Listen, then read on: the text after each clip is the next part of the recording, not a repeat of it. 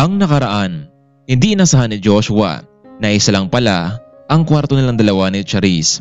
Isa pa, maayos namang sinabi ng amo na mas maigi pang isang kwarto na lamang dahil kapag may kailangan nito ay agad siyang mahanap. Matapos makipag-usap ng dalaga sa kanyang ama sa phone ay ibinaba nito ang tawag at nilagay nito ang unan bilang harang sa pagitan nilang dalawa. Good night, Joshua. Sleep well. Isipin mo na lang na nag-iisa ka lang dito sa kwarto. Ito turn off ko na ang malaking ilaw. Itong dim light lang ang gamitin natin para makatulog na tayo. Sige ma'am. Good night na rin sa'yo. Mukhang hindi makatulog ng maayos itong sa Joshua. Lalo na at naka-on pa ang aircon.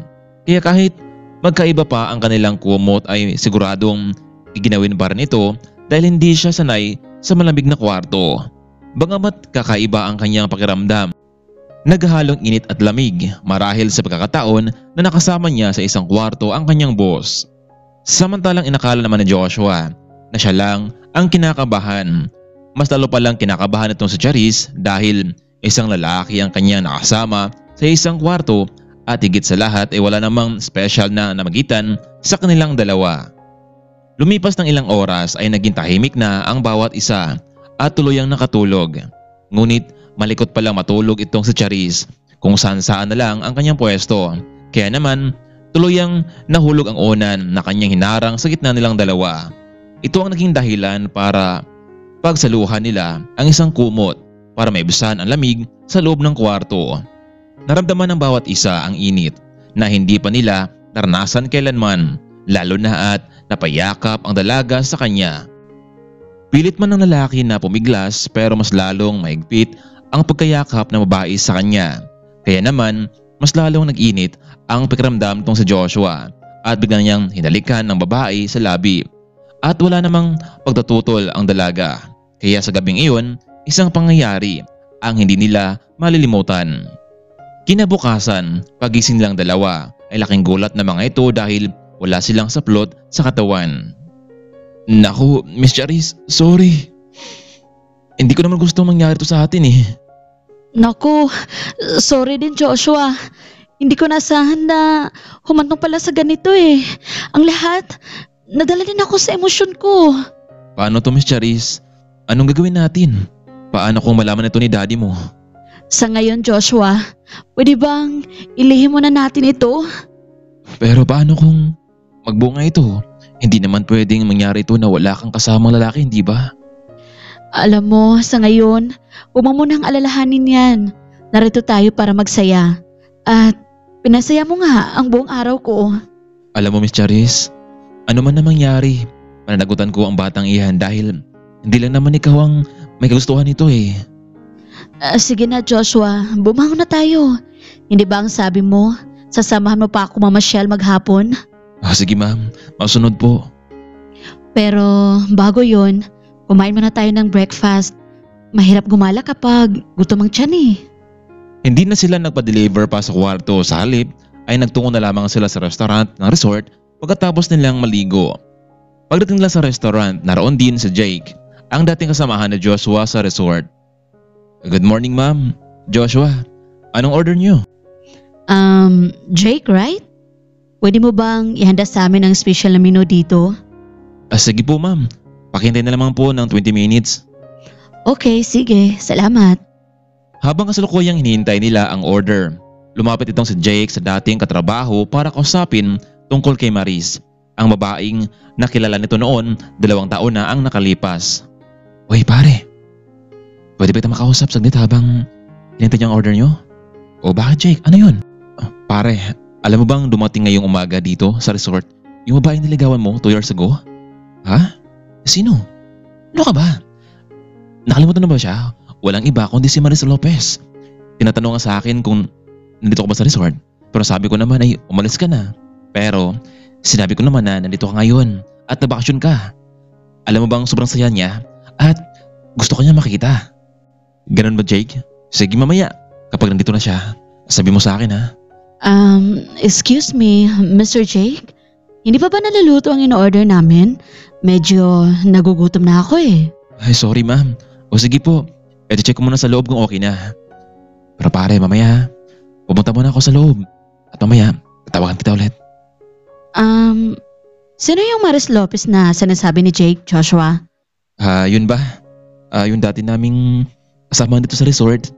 At na-stay in bago siya nagtungo sa ibang bansa para mag-abroad. 2 years ago na. Ganun ba?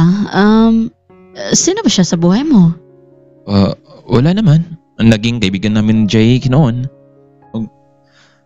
Hindi ba nasabi ko naman sa'yo noon na dati ako dito nagtatrabaho sa resort? Excuse me ma'am, Joshua. Here's your order nga pala. At talagang mainit pa ito. Enjoy your breakfast. Dito muna ako Joshua ha. Tatawagan na lang kita mamaya kapag nandito na siya. Sige Jake, salamat. Mukhang masarap nga ang luto nyo dito. Sige na Joshua, kumain na tayo. Sige ma'am.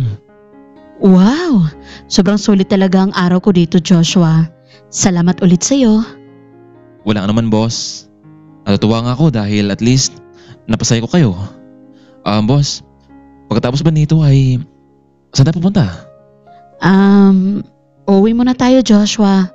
Baka may kailangan itong si Aya Mildred sa'yo eh. Ganun ba? Sige. Maya-maya pa pagkatapos nilang kumain ay lumapit itong si Jake dahil naroon sa kabilang mesa itong si Maris. Pare, andun na si Maris sa kabilang mesa. Tingnan mo, ang ganda niya ngayon. At gusto niya makausap. Tara na. Sige Jake, pupunta na ako doon pero saglit lang ha. Miss Charis, pwede ko bang makausap yung kaibigan namin dati ni Jake sa kabilang mesa? Sige Joshua, pero sandali lang ha. Dahil kailangan na nating umuwi sa mansyon. Maris, mabuti naman at nakabakasyon ka dito. Mukhang big time ka na ngayon ha.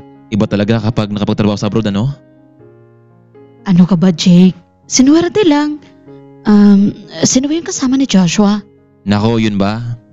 Siya yung boss na Joshua ngayon. Sinamahan lang siya na mag-enjoy dito sa resort. Heto, lalapit na pala si Joshua dito eh. Yung dati mo maniligaw.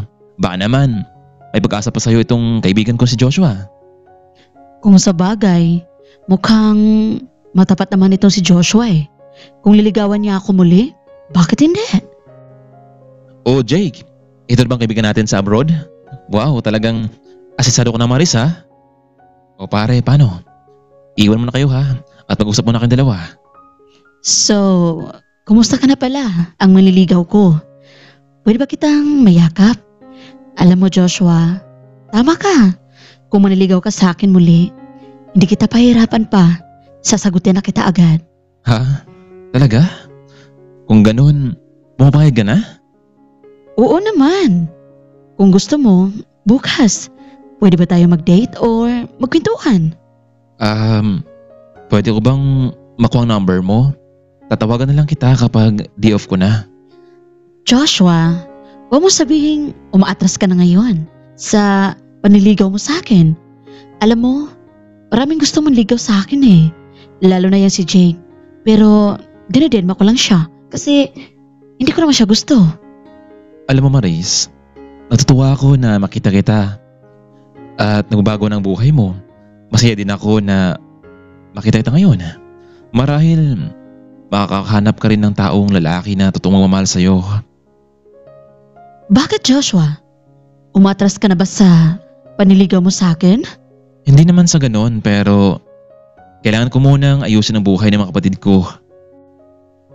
Ano ka ba Joshua? Alam mo, ako na nga lumapit sa iyo eh. Tapos ayaw mo pa? Kung ganon, okay. Marami pa namang ibang lalaki dyan. Sige na Maris, good luck na lang sa'yo. Kailangan naman umuwi. Siguro, yung boss mo ang dinidiskartehan mo no? Ano? Para makaganti ka sa akin? Maris, wala ka na dun kung may namagitan sa aming dalawa o wala. Just mind your own business. Sige na, alis na ako at kung gusto ka ni Jake, edi bigyan mo siya ng pagkakataon. Umalis na itong si Joshua at muling nagtungo sa pwesto ni Charis. Ano? Tapos na kayo mag-usap? Mukhang ang sweet naman ng babaeng iyon ha? May payaka pa sa'yo? Boss, bigla niya ako niyakap eh. So, nagustuhan mo naman? Hindi naman boss, medyo nagulat nga ako eh. Sige na, gusto ko nang umuwi sa bahay. At saka marami ka pang gagawin doon. Laking gulat nitong si Joshua sa pagbabago ng attitude nitong si Charis. Hindi naman ganito ang kanyang ugali mula kahapon hanggang nitong umaga. Bakit kaya nagbago ang tungo ni Charis kay Joshua? May gagawin kayang paraan itong si Maris para muli niyang makuha ang loob ni Joshua. Kaya mga kaibigan, huwag na huwag nating palampasin ang mas tumitinding eksena sa buhay ni Joshua at Charis. Abangan natin ang ating part 7.